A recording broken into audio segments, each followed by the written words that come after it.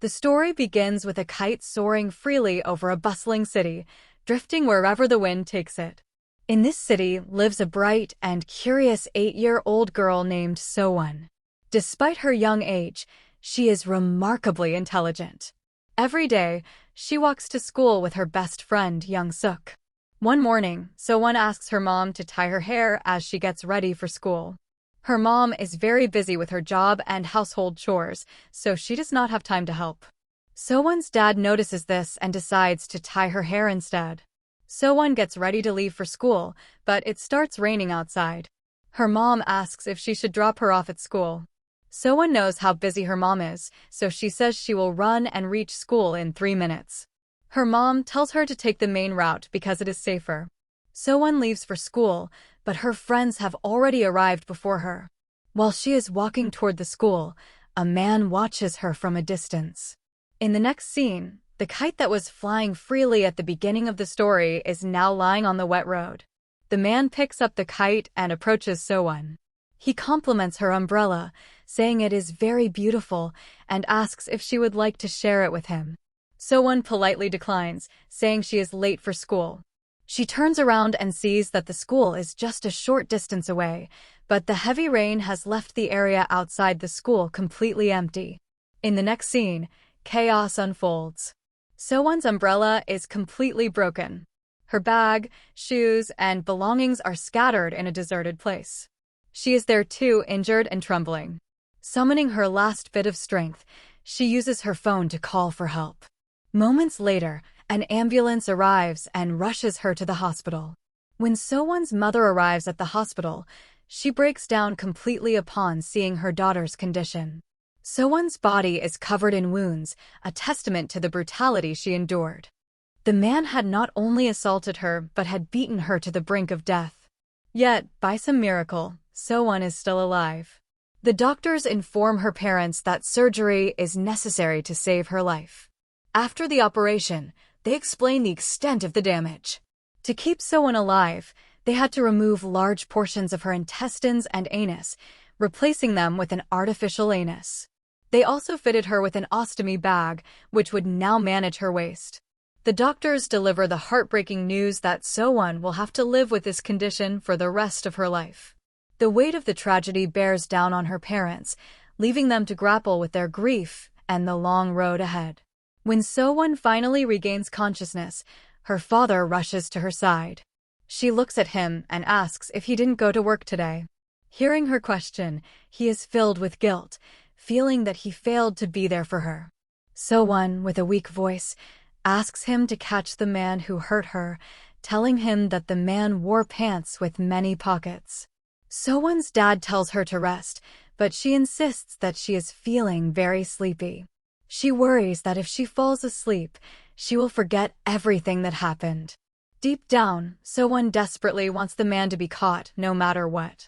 Though she is only 8 years old, her wisdom far surpasses her age. A few moments later, she drifts off to sleep. Her father, fighting his own emotions, struggles to hold himself together as he quietly steps out of her room. Outside So-won's cabin, her parents are informed that the police have identified the man responsible for their daughter's suffering. So-won's father rushes to the police station, eager to take action.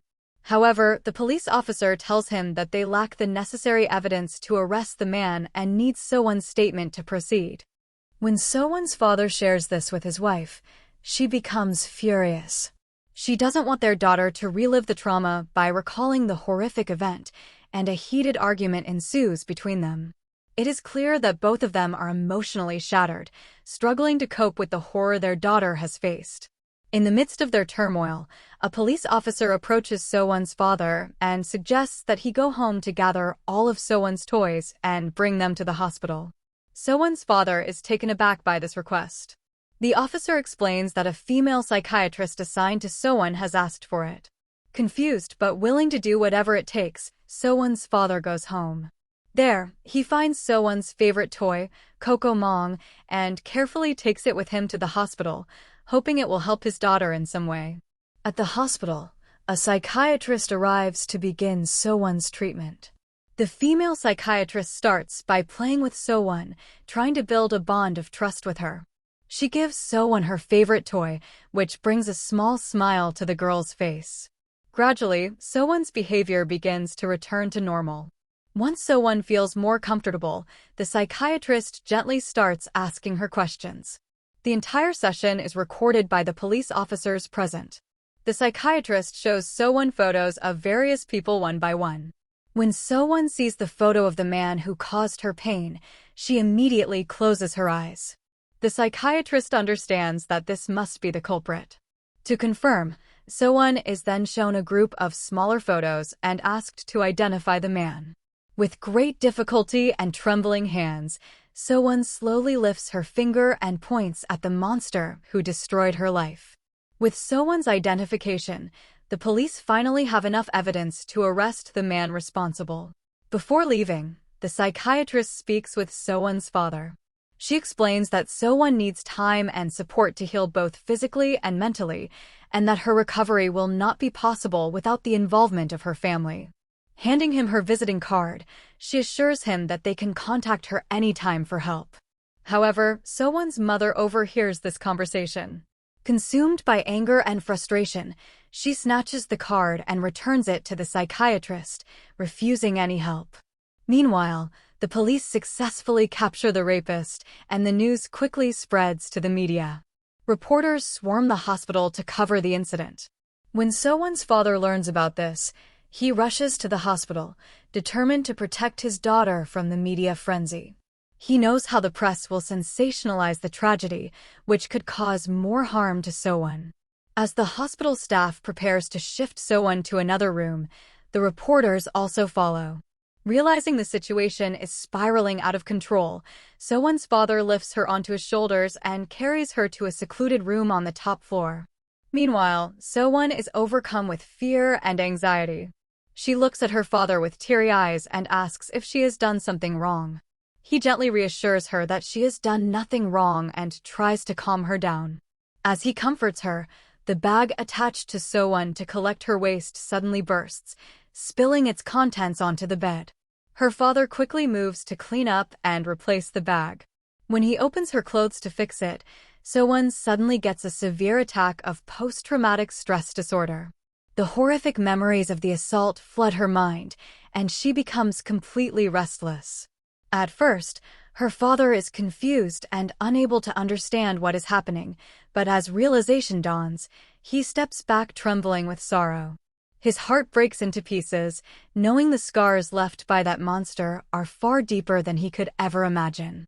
In the evening, when So-won's father visits her room again, she quickly covers herself with a cloth upon seeing him. Her reaction stops him in his tracks. He gently tells her that her mom is unwell and won't be able to visit her for some time. He also tells her that she will soon have a little brother. So-won remains silent and doesn't respond. Her father realizes that the incident from earlier has caused her to fear him as well. The thought shatters his heart, but he hides his pain and softly tells her that she doesn't need to hide her face from him. Without waiting for a reply, he quietly leaves the room. Meanwhile, the hospital bills continue to pile up. So-won's father struggles to pay them and eventually calls a close friend from work for help. The friend immediately reassures him, telling him not to worry about his job and promising to handle everything at work until things get better. A few days later, the court hearing for the man who assaulted So-won takes place. When questioned, the man denies all accusations. He claims that he was working at a construction site throughout the night of the incident. According to him, he returned home in the morning, drank alcohol, and went to sleep. However, the police present strong evidence against him. They reveal that So-won's blood was found on his clothes and that soil samples from the crime scene matched the soil on his shoes. The man desperately tries to defend himself. He claims that his shoes had been stolen and later mysteriously appeared outside his house before his arrest. He even accuses the police of framing him. Among those present in the courtroom is So-won's father's friend. Hearing the man's shameless lies fills him with rage. Unable to control his anger, he removes his shoe, throws it toward the accused, and shouts that he should be ashamed to call himself a human being. Chaos erupts inside the courtroom as officers rush to restore order. At the hospital, things are very different. Some people arrive wearing colorful cartoon costumes to entertain So-won. For the first time in a long while, she smiles and laughs. What So-won's father doesn't know is that this surprise was arranged by his wife, her friend, and a nurse from the hospital with help from the psychiatrist. When he goes to pay the rental fee for the costumes, he learns that each costume costs around $200 per day. He doesn't have enough money and asks whether he can pay in installments. The costume owner immediately understands his situation. Moved by his struggle, the owner decides to help and gives him a Coco-mong costume free of charge, telling him to return it whenever he no longer needs it. Later, So-won's father enters her room wearing the Coco-mong costume. The moment So-won sees it, her face lights up with joy. She runs toward him and hugs Coco-mong tightly. For the first time since the tragedy, genuine happiness returns to her face. The next morning, the psychiatrist visits So-won again. During their conversation, she gently reminds her that summer vacation is almost over and asks whether she wants to return to school. Without hesitation, So-won says no. She is afraid that everyone already knows what happened to her. The thought of facing her classmates fills her with embarrassment and fear. When asked how she feels in the hospital, So-won opens up emotionally. She says she feels guilty because her parents are unable to work. She knows the medical bills are expensive and worries that she is causing trouble for her family. Even though she misses school terribly, she fears she may never be able to return. 2 days later, So-won is finally discharged from the hospital. Her parents arrive to take her home. However, she still avoids looking directly at her father. While driving home, her father places a curtain between them to make her feel more comfortable and less afraid. As they pass the location where the attack happened, So-won suddenly becomes distressed. Her breathing changes, and she begins reliving the painful memories. Noticing this, her father immediately accelerates and drives away from the area as quickly as possible. When they finally arrive home, So-won steps out of the car and suddenly starts vomiting. But then she notices something unexpected. The walls of their family shop are covered with colorful notes and messages from her friends. Each note contains words of encouragement and support. Seeing them brings a smile to her face and gives her a small spark of hope once again. The next morning, So-won's best friend Young-suk comes to meet So-won's father. Overcome with guilt, Young-suk starts crying and says that if he had gone to school with So-won that day, maybe this terrible incident would never have happened. He blames himself for what happened, but So-won's father gently comforts him. He tells Young-suk that it was not his fault and that he should not carry this burden in his heart. Meanwhile, So-won's classmates continue to send her greeting cards and messages. These small gestures slowly give her confidence and make her feel that she is not alone. The next morning, So-won prepares to return to school with her aunt. However, she immediately starts feeling nervous. She worries about her ostomy bag and wonders what she will say if her friends ask about it. When she arrives at school, she notices some of her classmates looking at her differently. Their expressions make her uncomfortable, and she begins to feel overwhelmed. Just when her anxiety starts increasing, her father appears wearing the Coco-mong costume. Seeing him gives So-won strength and makes her feel safe again. From that day onward, So-won's father continues following her to school while wearing the costume, making sure she never feels alone. He also meets with the school principal and requests that So-won be kept away from male teachers as much as possible so that she can feel comfortable and secure. To help her feel less embarrassed about her ostomy bag, So-won's father comes up with an idea. He buys a special bag and fills it with chocolates. Now, whenever her friends ask about the bag around her waist, she can confidently say that it is filled with chocolates. The next day, while walking to school, her friends become curious and ask what is inside her bag. So-won smiles and tells them that there are chocolates inside. She takes out the chocolates and happily shares them with her friends. As she continues walking towards school with Young-suk, her father follows behind her in the Coco-mong costume, trying to keep her cheerful. But soon So-won becomes suspicious. She tries talking to Coco Mong, but the costume does not respond. Curious, she takes Coco Mong to her mother's shop and asks if her father is actually inside the costume. Her mother slowly removes the mask. Behind the costume is her father, completely covered in sweat because of the heat inside the suit. Seeing her father exhausted, So-won walks toward him and gently wipes the sweat from his face. In that emotional moment, the distance between father and daughter finally begins to disappear. After everything she has been through, So-won starts trusting her father again, and they reconnect. Meanwhile, a police officer contacts So-won's father and asks him to meet. The officer gives him shocking news. The case against the attacker is becoming weaker because the man has claimed that he is mentally unstable. He has filed a request based on this claim. Because of this, So-won may have to appear in court and testify again. So-won's father knows that forcing his daughter to face her trauma again is extremely painful, but he has no other choice. Desperate for answers, he goes to the jail to meet the attacker. During their conversation, the man continues pretending that he is innocent. He says that only an animal would commit such a horrible crime and claims that he cannot remember anything. But then he suddenly changes his attitude. He tells So-won's father that he does not have money right now, but once he is released, he can pay him as much as he wants if they make a deal. Hearing this, So-won's father realizes the truth. The man remembers everything. He is only pretending to have lost his memory. The attacker then starts threatening him, saying that he will soon be released and that something similar could happen again. Filled with anger and pain, So-won's father loses control.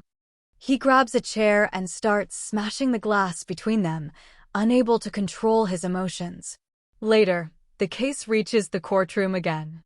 This time, So-won is called to testify. Standing in front of everyone, she gathers all her courage and identifies the attacker. Her statement becomes the final proof needed. The court finally declares the man guilty. However, the punishment shocks everyone. Despite the terrible crime he committed, the attacker receives only a 12-year prison sentence. Everyone in the courtroom becomes furious. So-won's father is overwhelmed by anger and moves toward the attacker, wanting to take revenge. But before he can do anything, So-won steps forward.